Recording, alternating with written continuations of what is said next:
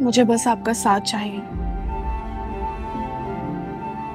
आप मेरे साथ होंगे तो एक वक्त की रोटी और अगले वक्त की भूख भी मुझे कबूल है।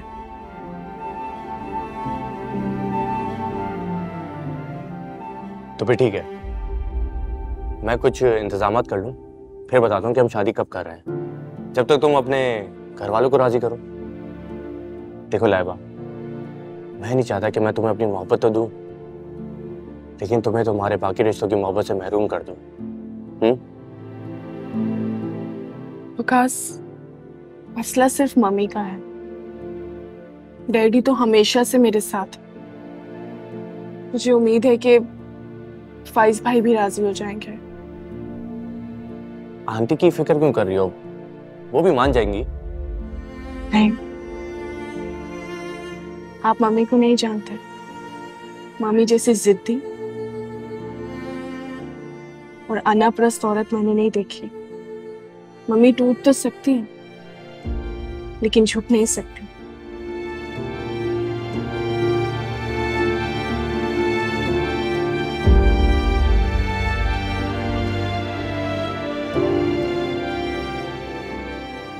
कॉफी तो पियो।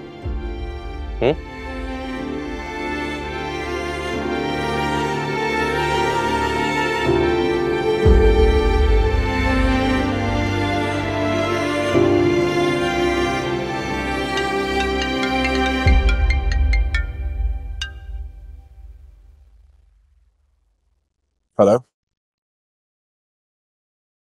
रूफी बात कर रहा हूँ। जानता हूँ, पर ये जानना चाहता हूँ क्यों बात कर रहे हो? हमारे बीच में ऐसा कौन सा ताल्लुक रिश्ता रह गया जो तुम बात कर रहे हो? कहते तुम ठीक रहे हो फाइज। ताल्लुक की सारी डोरियां तुमने अपने हाथों से काटी हैं। बस एक धागा रह गया जो तलवार की धार जैसा तेज और नामहरबान।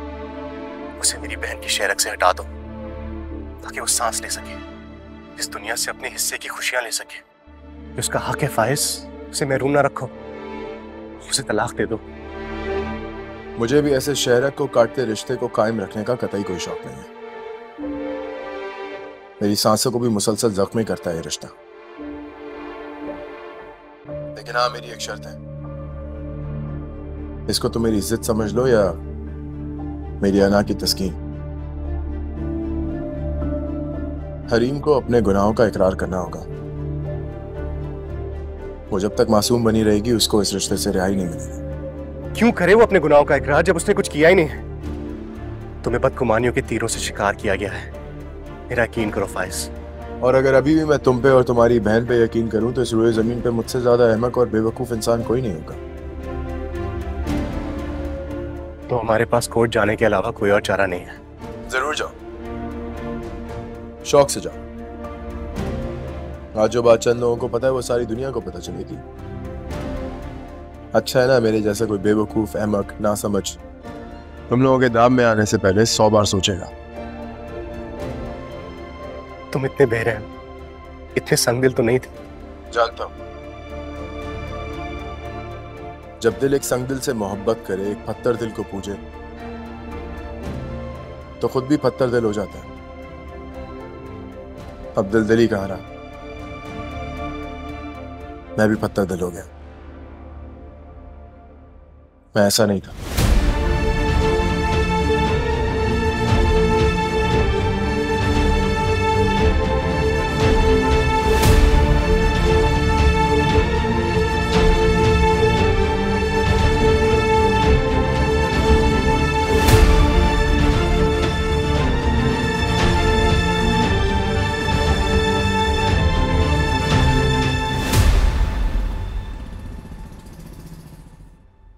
सर, कॉफी पीनी थी तो हम घर चलते। मैं सच्ची कॉफी बना के पिला सकती थी आपको।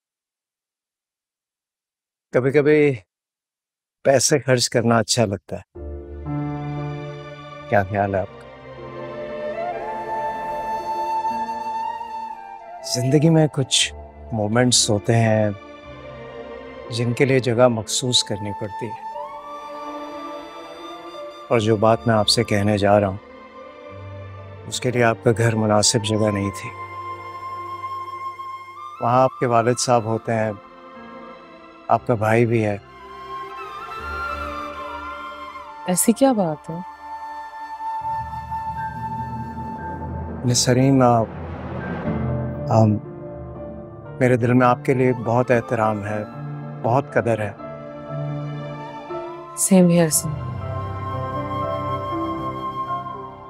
ये बहुत मुश्किल बात है जो मैं कहना चाहता हूँ, और मैंने अपने आप को बड़ी मुश्किल से इस बात पर आमादा किया है।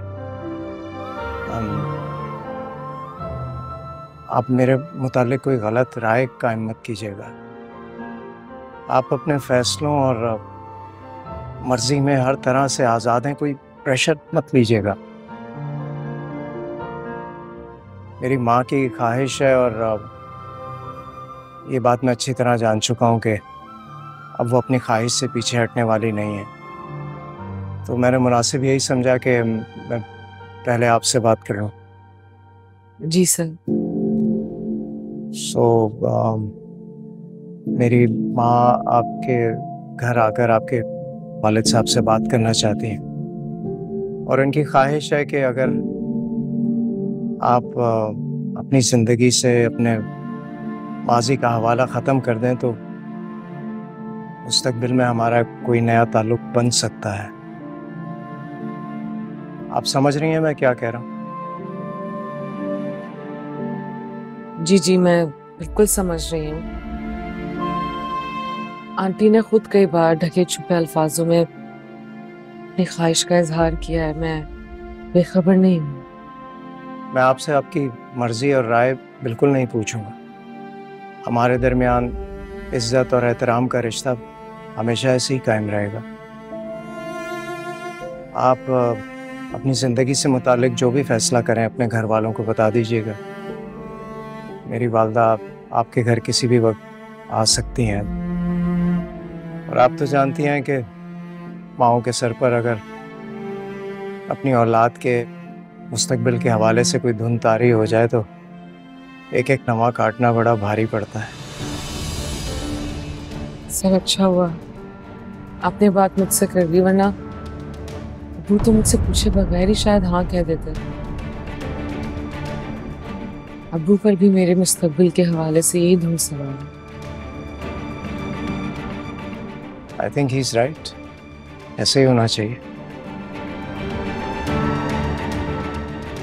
आप भी यही समझते हैं?